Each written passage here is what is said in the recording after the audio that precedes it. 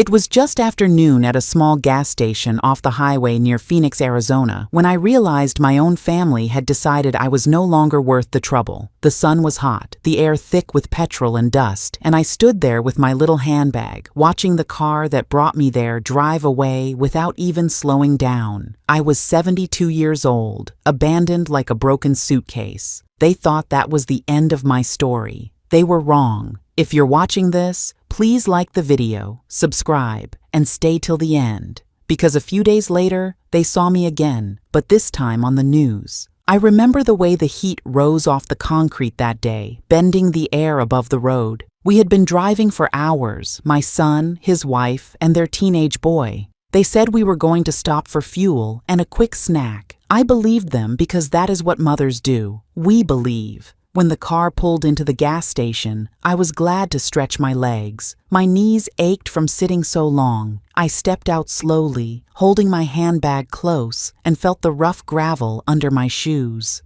My grandson complained about the heat. My daughter-in-law checked her phone, and my son walked inside to pay. It looked like any other stop on any other trip. There was nothing special about it, nothing that hinted my life was about to split into a before and after. I went inside the small shop and picked up a bottle of water. I did not buy anything else because I did not like to waste their money.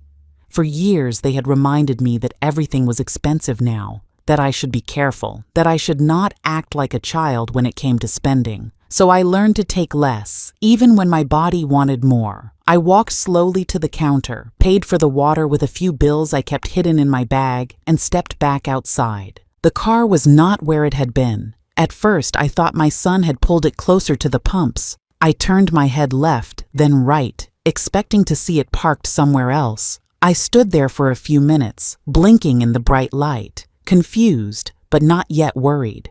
Cars passed. A truck pulled in. A family with small children went inside laughing, their voices rising and falling like music. Then my heart started to tighten. I looked again, this time more carefully. Their car was nowhere. It was not at the pumps. It was not by the curb. It was not parked under the only small patch of shade. It was simply gone. My first thought was that something urgent had happened. Maybe my son had rushed off to deal with an emergency. Maybe he was circling back. Maybe they were playing some strange joke. I told myself a dozen small lies just to keep from accepting the large truth that was pressing against my chest. I stood there with my bottle of water in my hand and my handbag on my arm, feeling more foolish by the second. Minutes turned into half an hour turned into more. I walked back into the shop and asked the clerk if he had seen where the car went. He shrugged and said cars came and went all day. He did not pay attention. I sat on the low curb near the air pump, my legs heavy, and watched the road. Each time a car that looked similar approached, my heart jumped. Each time it passed without slowing, my heart sank a little more. There is a moment when confusion stops and understanding begins. It does not always come with shouting or tears. Sometimes it comes quietly, like a final puzzle piece sliding into place. As the sun moved higher and the heat grew sharper, that moment arrived for me. I realized they were not coming back. Not in 10 minutes, not in an hour, not later that evening. They had decided to leave me there, on purpose. I thought of all the stories I had heard over the years about people abandoning pets they no longer wanted. They would drive them somewhere far away and leave them by the side of the road. I wondered if that was how my son saw me now, as something too old, too demanding, too inconvenient to keep. The thought stung more than the sun on my skin. I checked my bag. I had my phone, a few small bills, my ID, and a packet of tissues. No house keys that opened any door that still welcomed me. No return ticket. No emergency plan. For the first time in my life, I sat on a curb outside a gas station and felt completely, utterly disposable. But while I sat there, with the ground hard beneath me and the sky too wide above me, another thought began to form. They thought leaving me there made me powerless. They thought abandonment was the last word. They were wrong. It was only the first page. In the hours that followed, I tried calling my son. At first, I told myself there had to be a reason. Maybe they had driven off by mistake. Maybe they realized I was not in the car and were panicking somewhere up the road. I dialed his number with trembling hands. The call rang once, then cut. I tried again. This time it went straight to voicemail. I tried my daughter-in-law. The same thing. My grandson. No answer. As I sat there on the curb, I remembered little moments from the drive earlier that day. My daughter-in-law laughing quietly at something on her phone, turning the screen away when I glanced over. My grandson making jokes about how old people slow everything down. My son saying nothing when those comments were made, just focusing on the road with a blank expression. It hit me then that this had not been a sudden decision. Leaving me at that station was the result of many smaller choices, many little acts of disrespect they assumed I had not noticed. Later, I would hear from a distant relative what happened inside that car after they pulled away. They had laughed. They had talked about how free it felt not to have me in the back seat anymore. My daughter-in-law had made a comment about finally having holidays without dragging an old woman around.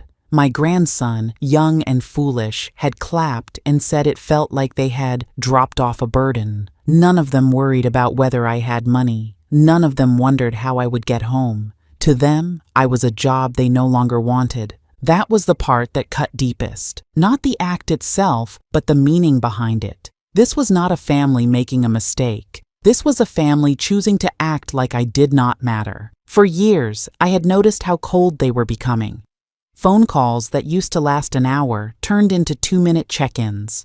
Visits that used to be full of conversation turned into silent afternoons where everyone stared at their phones. When I tried to share stories from my past or lessons I had learned, my daughter-in-law would roll her eyes. My grandson would sigh loudly. My son would tell me to let the young people talk.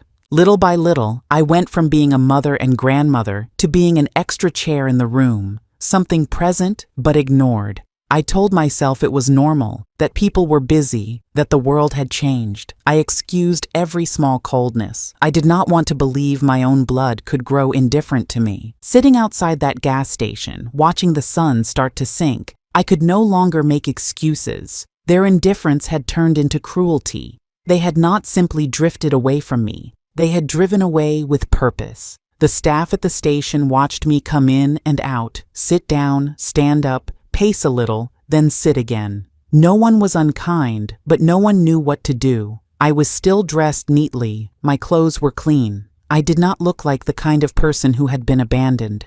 That is the thing about betrayal from family. It does not always have a look. Sometimes it is hidden behind polite clothes and quiet faces. I bought a small sandwich and ate half of it slowly, more to give my hands something to do than to fill my stomach. My mind kept replaying faces, voices, moments from years earlier. Birthdays where I baked cakes by hand. Holidays where I stayed up late wrapping presents. School events I attended alone when their parents were too busy. All the ways I had tried to be steady in their lives, even when my own life was shaking. They had taken all of that and decided it did not count. They had turned a lifetime of care into something disposable. I could have cried. I could have shouted, I could have collapsed, but something else happened instead. My heart hardened just enough to keep me from breaking, not into bitterness, but into clarity. From that moment on, I understood that whatever happened next, I would not ask them for anything again. Not a ride, not a bed, not a phone call. They had shown me my place in their lives. I decided it was time to find a new place for myself, even if I did not yet know what that meant. To understand why that day at the gas station cut so deeply, you have to know what came before it. I was not a perfect mother or grandmother, but I was present. I grew up with very little. My own parents struggled just to keep food on the table, so I learned early how to stretch a dollar, how to patch clothes, how to make something out of almost nothing. When I married, I thought life would get easier. It did not. My husband worked when he could, but health problems and bad luck followed us like shadows. Someone had to be the steady one, and most days, that someone was me. I took cleaning jobs, kitchen jobs, caretaking jobs. I walked long distances to save on bus money. I bought secondhand clothes for myself so I could buy new ones for my son. When he was small, I went without lunch so he could have a full dinner. I learned how to fix shoes instead of buying new ones, how to water down soup when unexpected guests arrived. It was not a life of comfort, but it was a life of effort.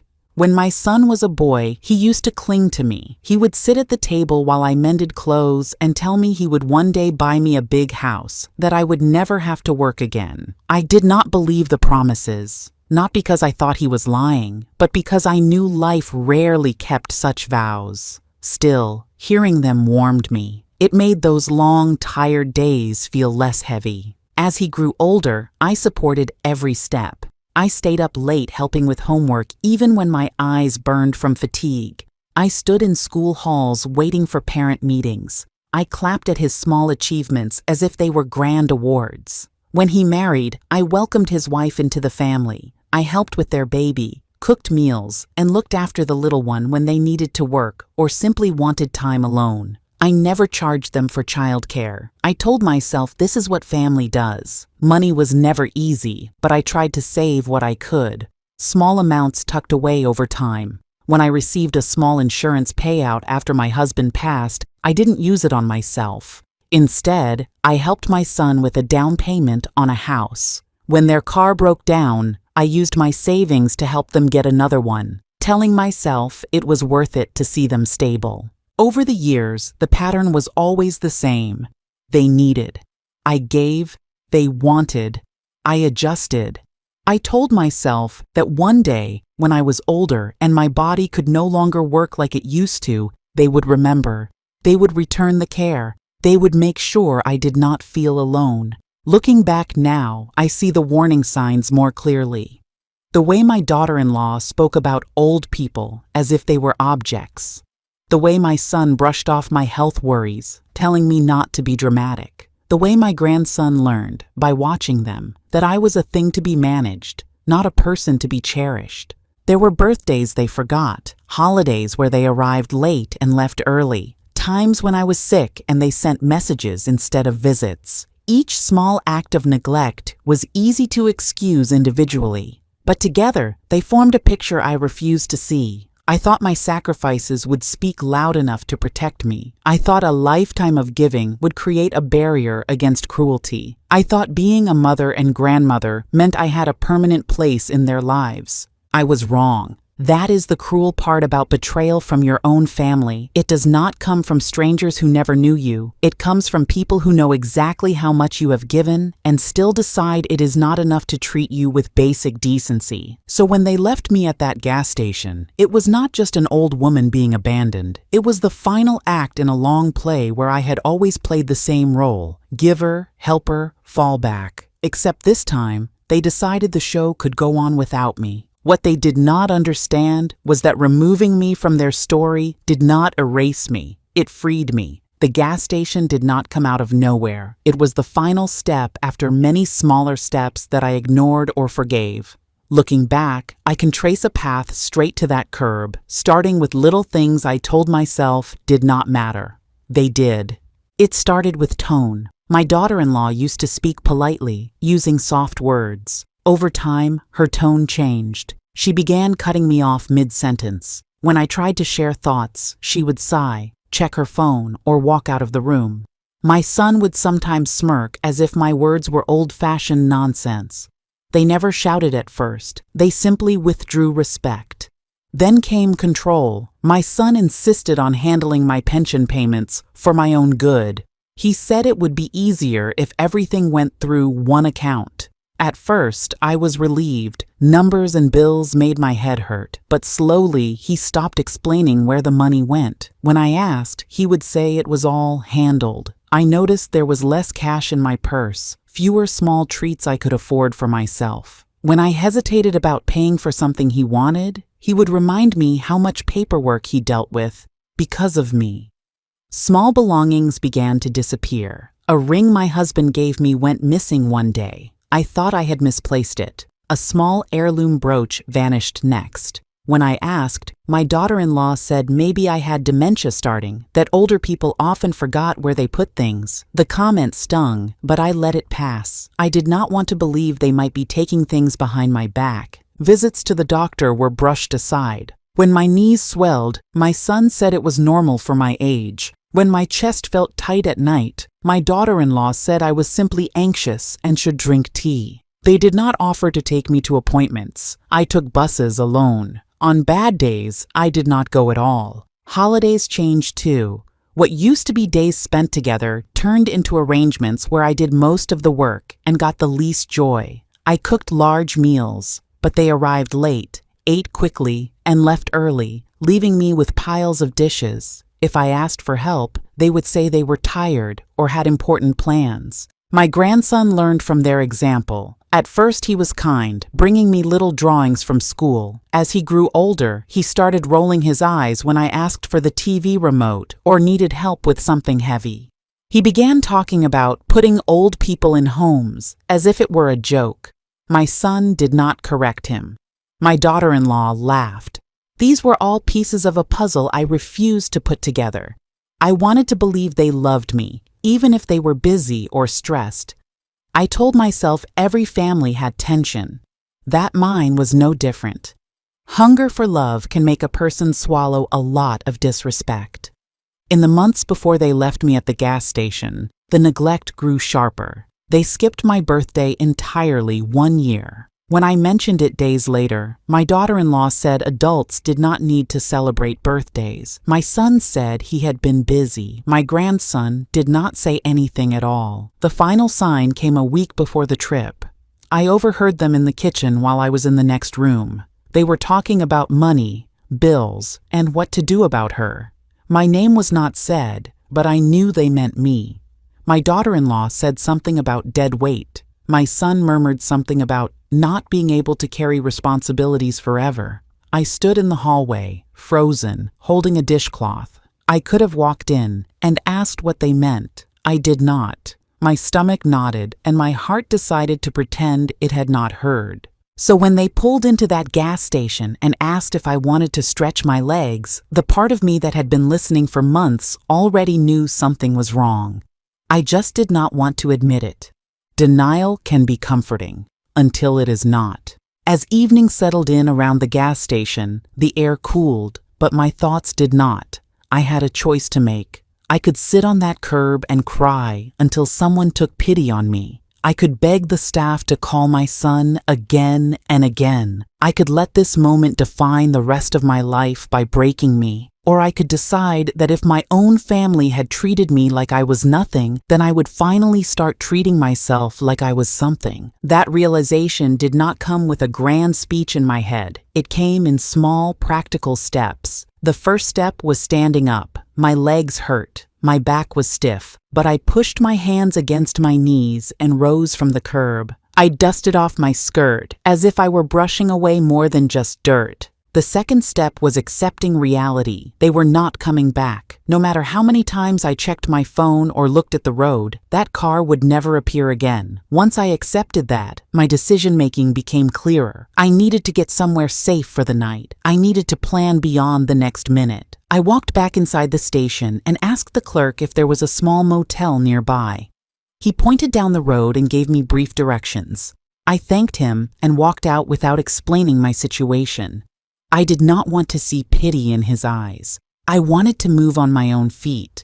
The walk felt longer than it probably was. Each step reminded me of my age, but it also reminded me I was still alive. My heart had been treated carelessly, but it still beat. My legs still carried me. My mind still worked. My worth did not depend on whether my son wanted me around. At the motel, I used some of the cash I had left to pay for a small room. It was nothing grand, just a bed, a chair, a small table, and a bathroom. But closing that door behind me felt like closing the door on the life where I kept waiting for my family to change. I sat on the bed and pulled out my phone. There were no missed calls from them, no messages, no apologies. To them, I was already gone. That hurt, but it also cleared the path for my next thought. If they had erased me, I was free to write myself back into the world in a different way. I began thinking of people outside my immediate family, old friends, distant relatives, neighbors from years ago who had always treated me kindly. I realized that I had built connections over my lifetime that did not depend on those who had just abandoned me. I had been so focused on my son and his household that I had forgotten there was a world beyond their front door. That night I did not sleep much, but I did not lie there helpless either. I made a plan. I decided I would reach out for help, but not to the ones who hurt me. I would reach out to someone who had no reason to betray me, someone who still saw me as a human being, not a burden. In those hours, my anger cooled into something firmer, resolve. I would not chase my son. I would not beg for a place back in his life. I would not try to convince my daughter-in-law that I deserved respect. Instead, I would take the one thing they had not taken from me, my story, and I would use it. They thought leaving me at a gas station was the end of my importance. They did not imagine that it might be the beginning of their own exposure. The next morning, after a few hours of shallow sleep, I woke up with a clearer head. The first thing I did was turn my phone back on. Still nothing from them. No call, no message, no concern. That told me everything I needed to know about where I stood in their lives, but it also told me something else. They were not thinking about consequences. I knew things they did not think I remembered. My son had mixed his finances with mine more than once. He had placed bills in my name. He had asked me to sign forms I barely understood, promising me it was just routine. My daughter-in-law had used my pension details to get discounts and credit. They believed I did not see, did not care, or would never act. I started going through my handbag more carefully. Inside, I found old folded receipts, photocopies of forms, bank slips, small pieces of paper I had stuffed away without much thought. Now they became puzzle pieces. I spread them out on the motel table, smoothing each crease, reading every line. The picture that formed was simple but powerful. They were not just cruel, they were careless with my identity and my resources. I remembered a cousin who worked with legal aid. We had not spoken in a long time, but she had always told me if I ever needed help, I should call. I found her number and sent a short message asking if she had time to speak. Within an hour, she called back. Her voice was calm and concerned. I did not give her every detail, but I told her enough that I had been left alone during a trip, that I needed to know my rights regarding finances and property. She asked me to send photos of any documents I had. I took pictures of the receipts and forms, my hand shaking slightly, but my mind focused. She studied them and then told me something important. My name still appeared on certain accounts. Some property taxes were still listed under me. There was a small insurance policy my son had never bothered to remove me from. None of this made me rich, but it meant I was not as powerless as they assumed. It meant there were ways to legally separate myself from the debts they might try to push onto me later. It meant there were steps I could take to protect what little was still legally mine. More than that, though, it meant I had proof. Proof that I was tied to them in ways they had taken advantage of. Proof that I could show if I chose to tell my story. Proof that their image as good, caring children was not the full picture. My cousin also reminded me of something I had almost forgotten. Seniors who are financially exploited or abandoned can seek help.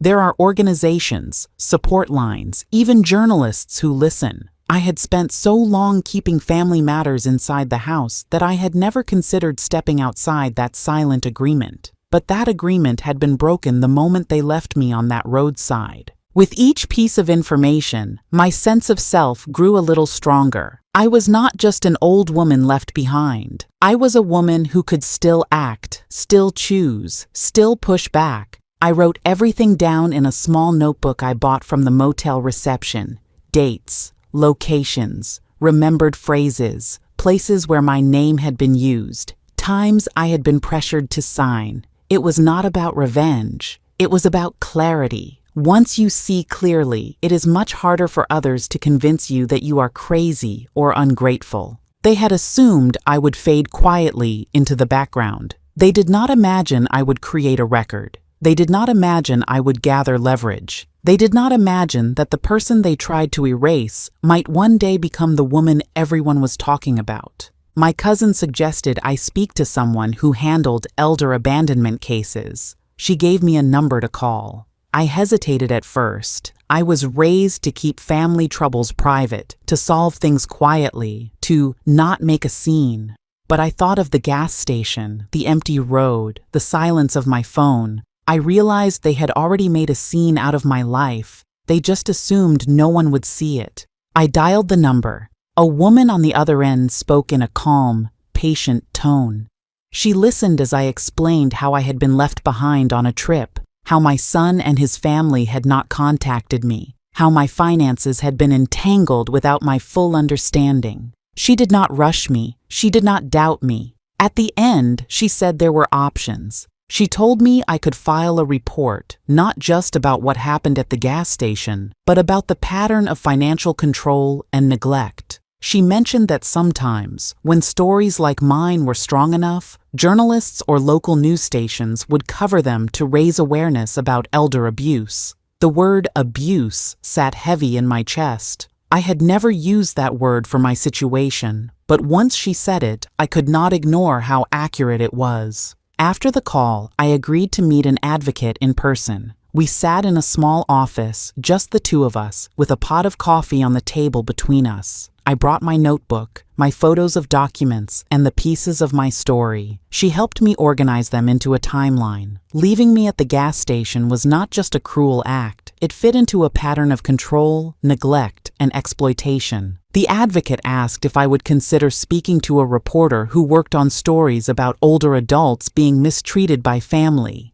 My first instinct was to say no. I did not want to shame my family publicly, even after what they had done. But then I pictured my daughter-in-law laughing in that car, my grandson cheering when I was not there, my son choosing silence over decency. I remembered the faces of other older women I had met in waiting rooms, women who spoke quietly about adult children who had no time for them anymore. If I stayed silent, nothing would change. Not for me, not for others like me. So I said yes. The reporter came a few days later.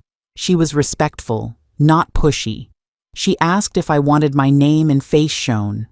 I thought about it carefully.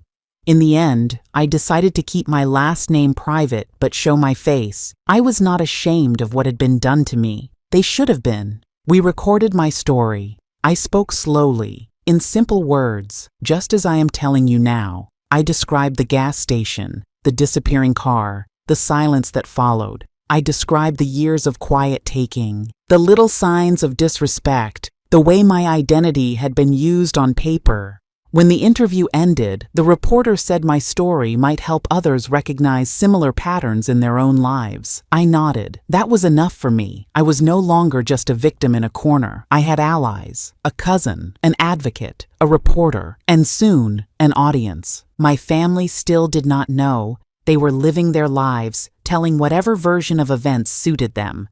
They had no idea that a different version, the true one, was about to reach far beyond the walls of their house. The news segment aired a few days later. I was sitting in a small living room at the shelter that helped older adults in crisis.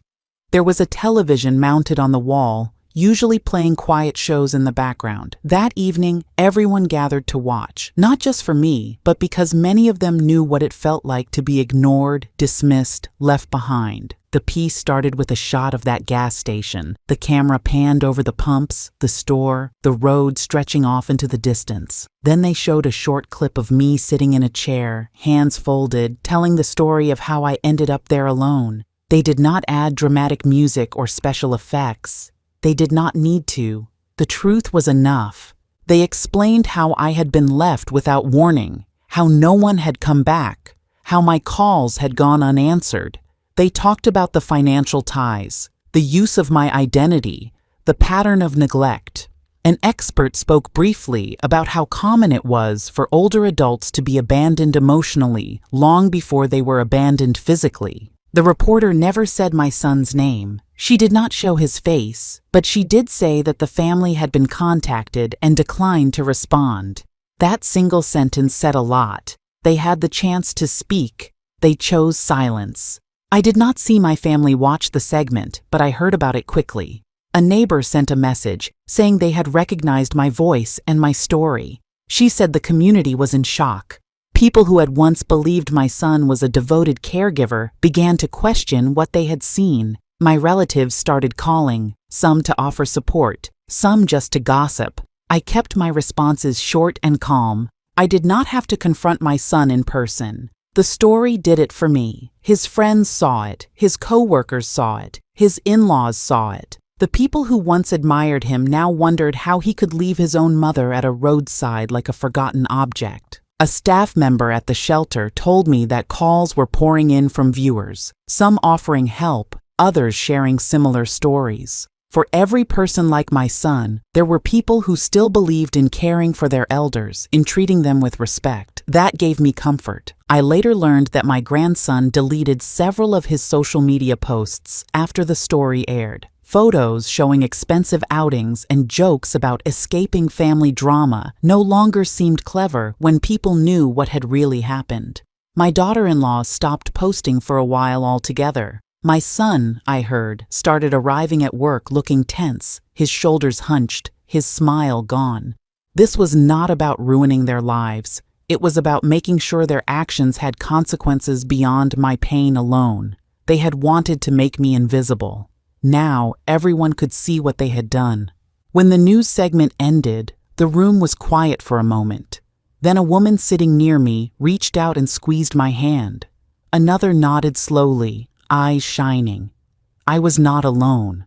My story had become something bigger than me. My family had abandoned me at a gas station and thought the road would swallow me. Instead, a camera found me, a reporter listened, a screen carried my voice into homes I would never enter. They had used distance as a weapon. I used distance as a mirror, held up to their behavior for the world to see. In the weeks after the story aired, life changed in small, steady ways. People who had never met me sent letters to the shelter where I was staying. Some shared their own stories of being neglected by family. Others simply wanted me to know they cared that I existed. I read each message slowly, tears sometimes blurring the ink. For so long, I had felt like a burden. Now strangers were telling me I mattered. Meanwhile, consequences began to fall on my family, not because I chased them, but because truth has weight. My son's neighbors started keeping their distance. People who once greeted him with open smiles now offered tight nods or looked away. Some were polite but cool. Others were more direct, asking him how he could leave his mother like that. At his job, there were whispers. The company where he worked valued public image. They did not like being associated with the kind of story that makes viewers shake their heads in disgust. There were quiet meetings behind closed doors. He was not fired, but his chances of promotion faded. He went from being the man with family values to the man from that story.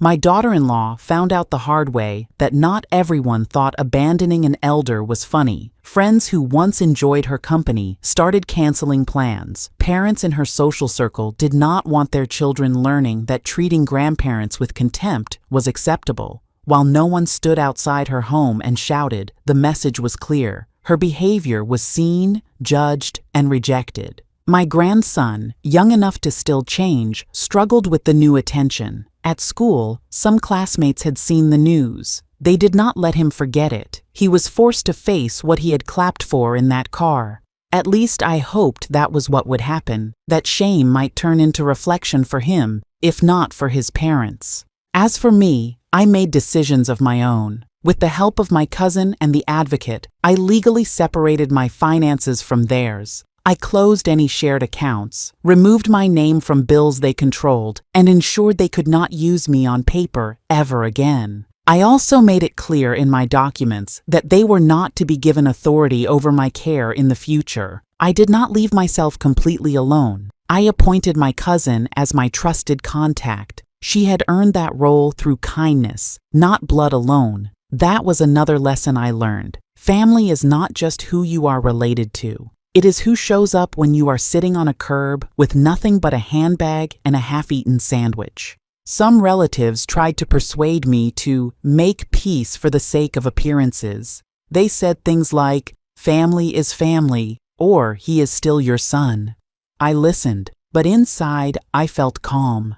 I had made peace already, just not the kind they meant. My peace came from drawing a boundary and keeping it, from knowing that I would never again depend on people who had proven they could throw me away. The shelter helped me find a small apartment in a quiet building. It was simple but clean, with a window that let in the morning light. I furnished it slowly with donated items and a few things I bought myself with my own carefully managed money. For the first time in a long time, every item in my home felt like it belonged to me, not like something I was using at someone else's mercy.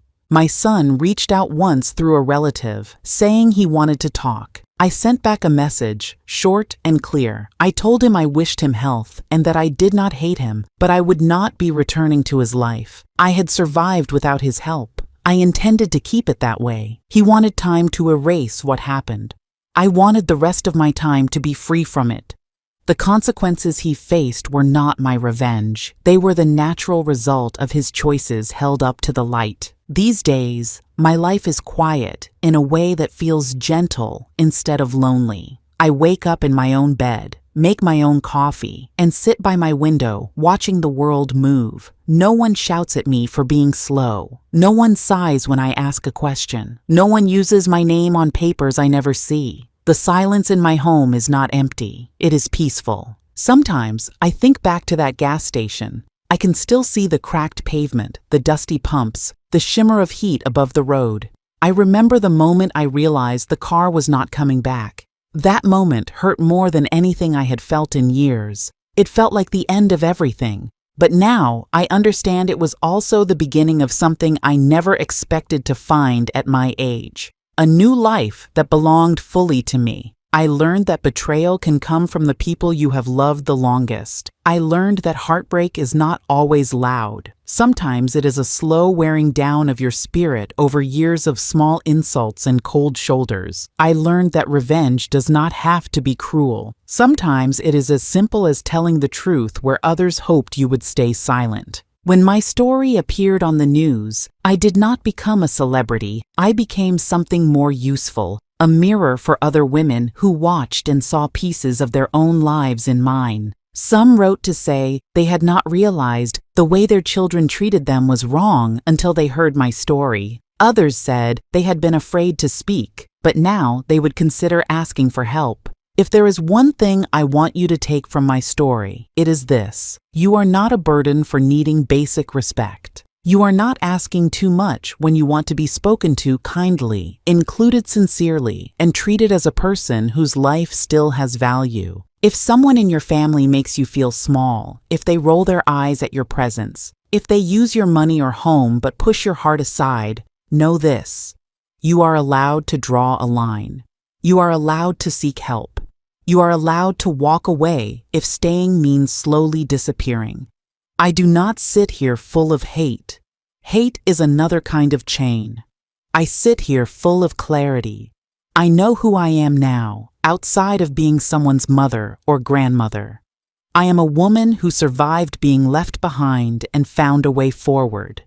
My family saw me once as a problem to be removed. A few days later, they saw me on the news as a story they could not control. That is the power of truth. It may arrive late, but when it does, it leaves a mark. So I ask you, the one listening to this right now, if the people you love drove away and left you standing at the edge of your own life, would you wait for them to come back? Or would you take that first step toward a life where you are no longer begging to stay in the car? If this story touched you, please like the video, subscribe, and share where you are listening from. Not because I need numbers, but because somewhere, another woman might be sitting on her own curb right now, thinking she is alone, and she needs to know she is not.